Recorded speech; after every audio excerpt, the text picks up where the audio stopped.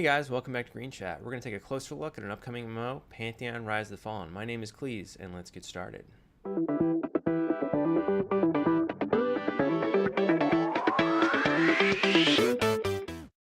Alright guys, and welcome back to Green Chat.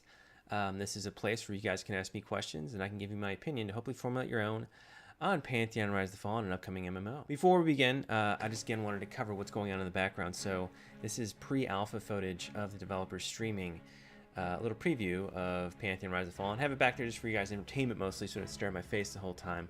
So yeah, what's going on up there and over there is pre-alpha. And I had a little question about it actually from Spiderhorse9. So we're going to start with that. Spiderhorse9 is asking, dude, every time I see your videos in which you are in a group, you lift your hands, glow green for a few seconds, and then sit there. While the rest of the group is actively trying to kill stuff, why is this? Are you a healer or a DPS? Do you like occasionally glowing green and sitting? Question mark. So Spiderhorse9, what's going on there is for the most part the animations are placeholders, and yes, there's going to be a lot of green glowing hands and then sitting around. So when he's sitting around, he's trying to meditate to get mana back, and then pretty much any spell that they're casting has the same animation. So that's what's going on there. The purpose of the Shaman in the group, so he is playing a Shaman. He does have that little wolf pet as a little helper as far as DPS goes. In tanking for the matter, maybe even off tanking, I'm not sure how strong those wolf pets will be. But what his purpose in that group is he is the healer slash debuffer slash buffer of the group. So he buffs his allies, he debuffs enemies, and he's able to heal as well. And can also do some direct damage attacks, I think. It's kind of tough to make out exactly what's going on because it is pre-alpha and they don't go into too much specific detail on what's specifically going on. But it looks like he does have some dots and some direct damage spells like poison and elemental type attacks and stuff like that. So to reiterate, the video behind me is not me playing, it's them, and it's just a backdrop to give you guys a little peek into what Pantheon has in store for us. I figured it'd be a nice little something for your eyes to enjoy while you listen to this voice of mine and not have to deal with this mug just taking up the entire screen. To bounce off that question from Spiderhorse9, a lot of developers seem to be focusing more on actions per minute rather than the value of actions or making decisions and having them mean something. So let's say let's take World of Warcraft for example. That's a really popular game. Most would not agree. Just kidding. Everybody would agree with that. So actions per minute is pretty much your time should be consumed with pushing buttons on the keyboard. If you enter into combat, click, click, click, you should be clicking something.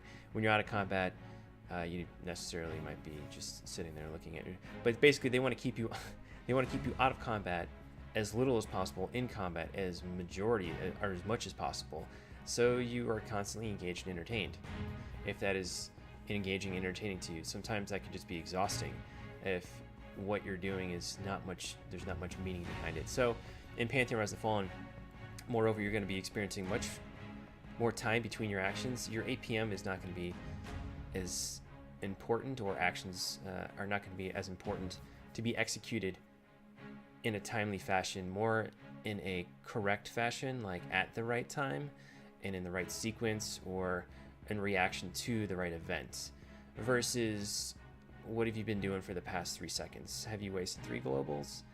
Stuff like that. So the Shaman in the video, for example, which is a great example, he's spending a lot of time thinking about what where he should execute his abilities and how he should smartly spend his mana, because he could quickly burn through his mana bar if he just was trying to fill everybody's health bars up versus trying to make the right choice with the resources he has.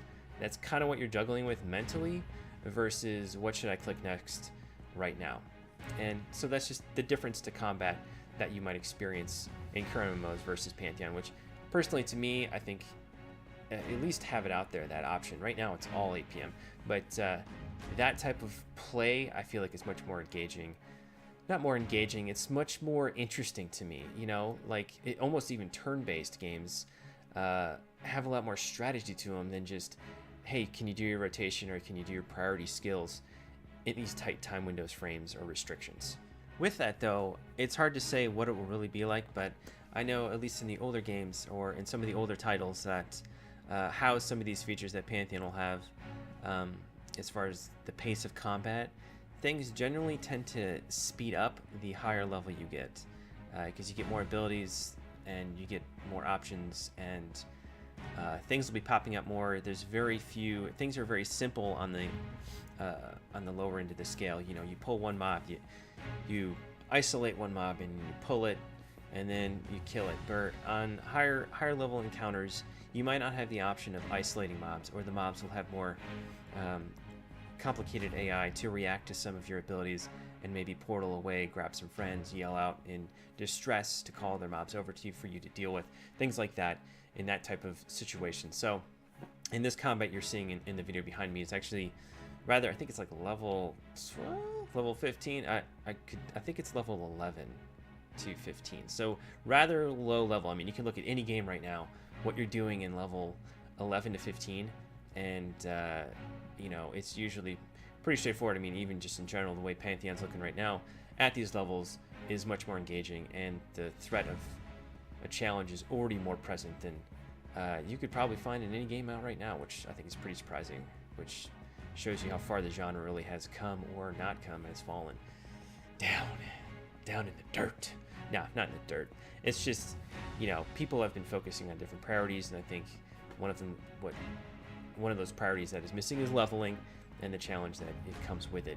Next, I wanted to touch on something I've already previously spoke about. So I got a response from Lego the Huts on my auction house little spiel about how I think there should be no auction house and stuff like that, and it kind of got me thinking. He totally disagreed with the way I felt with that, rose-colored glasses and all. That you know, he probably is correct. It's hard to say how you'd actually feel unless you're actually in the game, but I still feel there should be no auction house. But as a compromise that I would come to, or something I was thinking about, and again, let me know in the comments what you think about auction houses, because I'm super curious, is like a really high tech. So have auction houses all over the place, but the further an item is away from you, at least where it was posted physically, there would be a very high tax to purchase that item, to transport it to where you are, be it parcel or whatever means, drop it right in your inventory, whatever they decide to do. I do suspect that the game will have an auction house. I personally would not want them, but it's hard to go backwards in time that harshly on a feature that probably everybody is currently like, what, this game doesn't have an auction house? That's insane. Like, that would be crazy, but still, whatever. However, yeah, I just wanted to bring up that idea about the tax. Maybe you guys have other ideas, but that'd be a decent compromise, I think. Something I just wanted to quickly touch on. I know we already really talked about it in way depth for like 20 minutes, but auction house is really important to me. I'm gonna keep bringing it up. You guys talk about it. So anyway, moving on. So that moment has finally come. I am out of questions from you guys. But, you know, things must go on. There must be content. I have to keep talking forever and ever, every week, until the game comes out. It's a goal of mine. No, I'm just kidding. So with that being the case, what I've decided to do is jump back into the forums on some.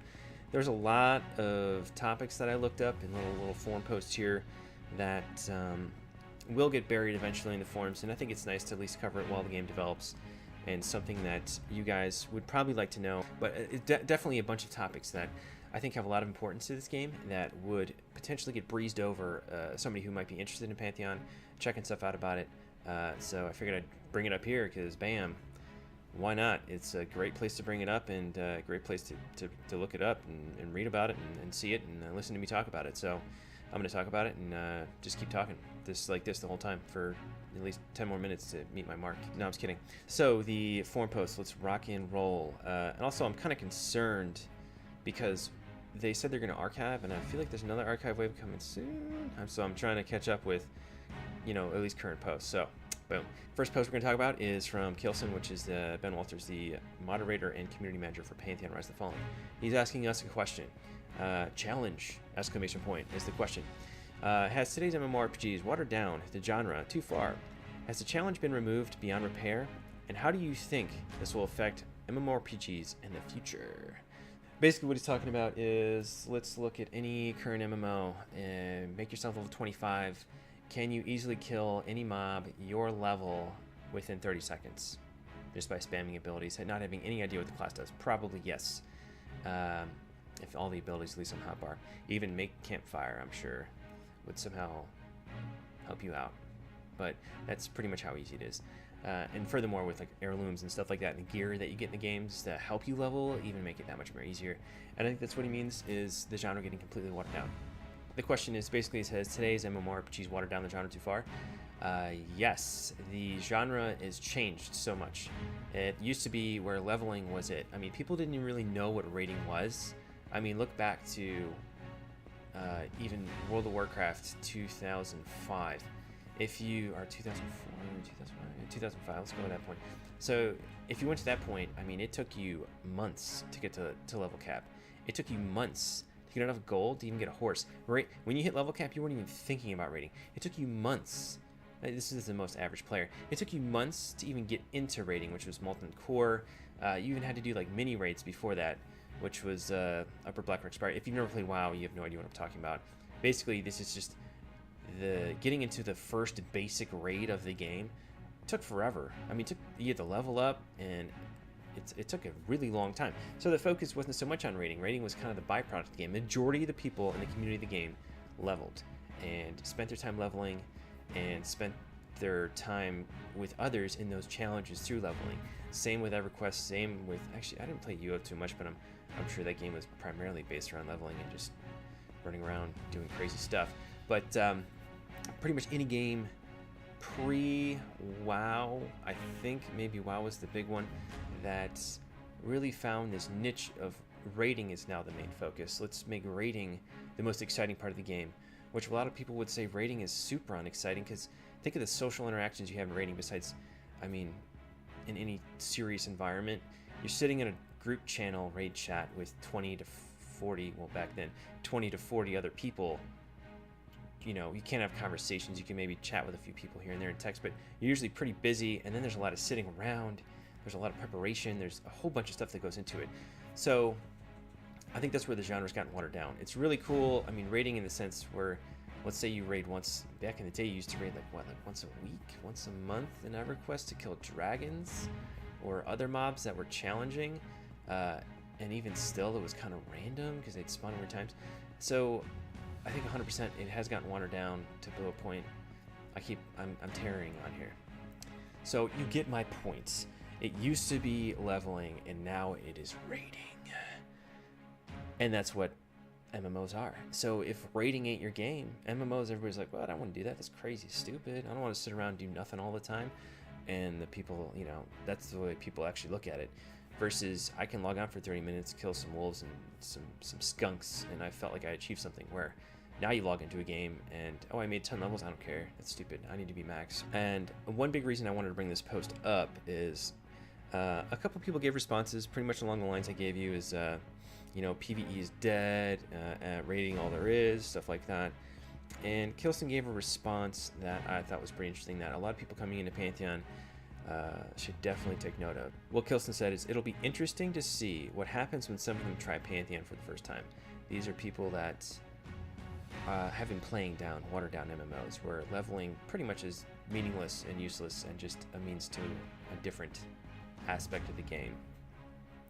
If they think that Pantheon will be watering down to feed the instant gratification to the instant gratification crowd, they are in for a rude shock. LOL smiley face. Actually, it's a winky face.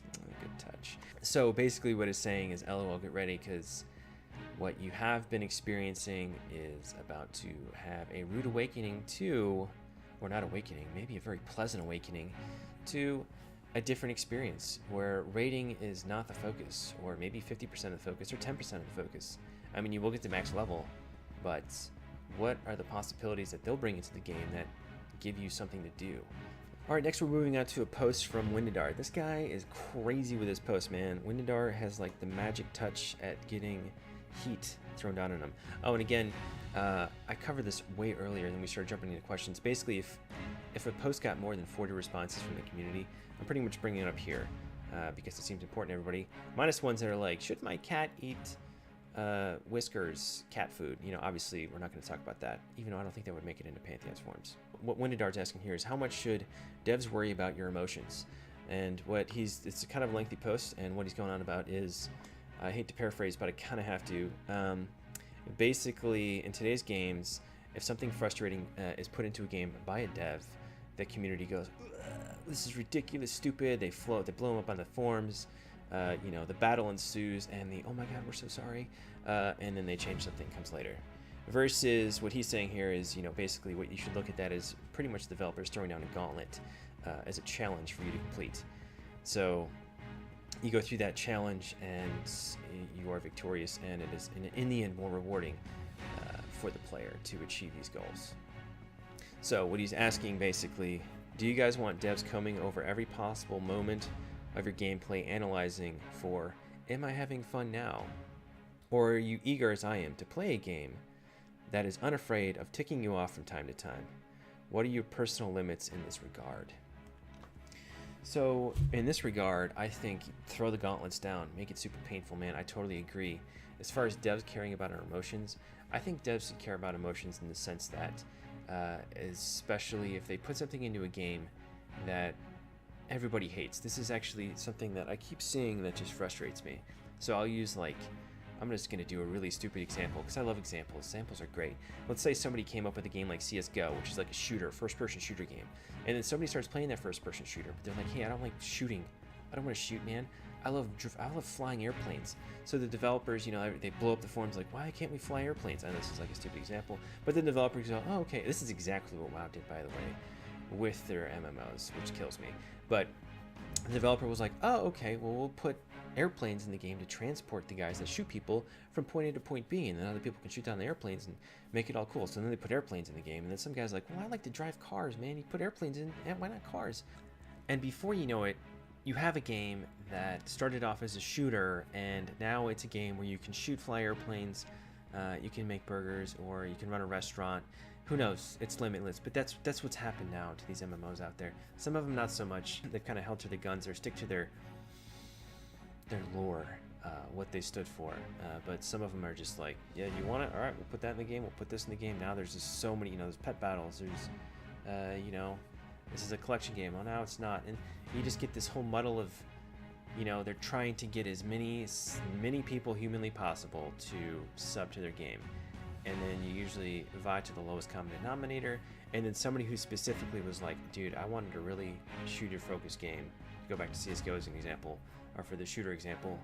And now they have to fly an airplane, which they don't want to, or they have to be transported by somebody. You put aspects in the game that you're not necessarily really interested in. And it kind of waters down the content.